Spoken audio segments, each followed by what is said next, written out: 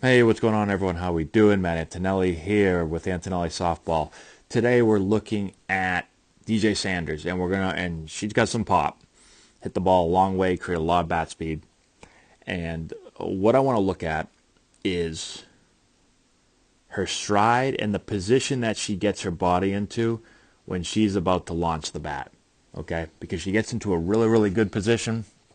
This is something that you're going to see with most elite players, most players that play at a high level, most college players, most professional players. And what you see is, as she starts to make her move here, as she starts to stride towards the pitcher, you're going to see, one, she's hinging her hips back and she's getting her chest over. Okay? So she's getting in really good posture. She's getting into her back hip so she can control her move forward.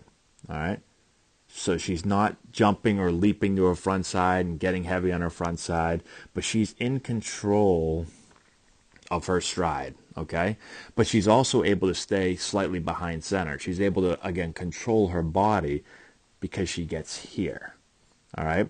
And not only does she get in really good posture, but she also is pulling back at the same time, all right? So first, let's before we get into the pullback, let's first get into the importance of getting into the back hip, being able to control my move as I move forward, right?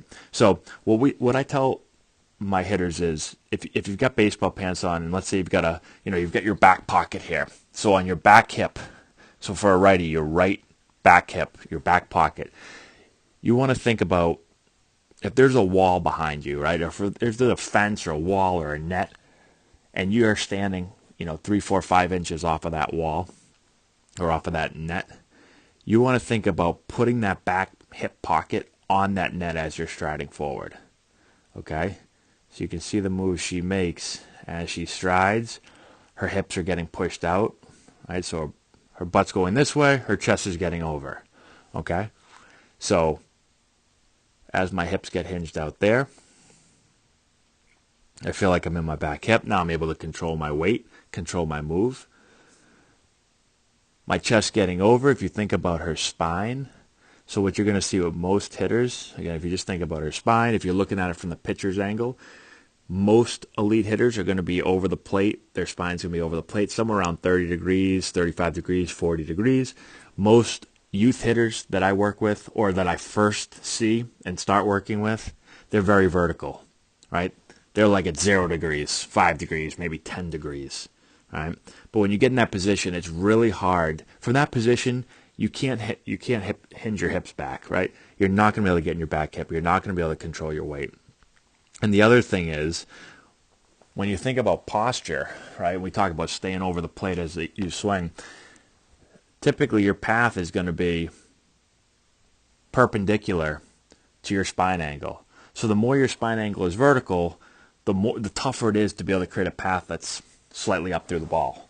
Right? And you're going to have an armsy swing that's down through the ball. When you watch elite hitters, you're typically going to see a path that's in the hitting zone for a long time. It's going to be slightly up through the ball. Okay? And the only way to really do that consistently is to be able to be in good posture. All right? Every good hitter I see gets in good posture. Spine is over the plate. Okay? So, and we've made other videos on this where I really go in depth. But here, I go back and check those out. But here I just want to show you a hitter doing that. Okay? Now, the other thing is the pullback. So, for every move that she makes forward this way, she's pulling back with her upper body.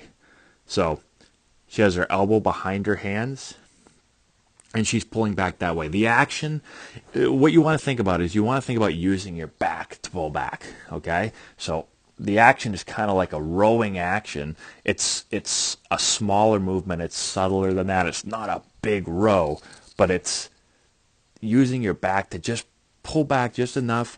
Again, keeping your elbow behind your hands, and that's going to resist against this forward move. So that helps to keep you back also and not let you get forward. Okay? So I'm pulling back. Every click I move forward, I pull back a click.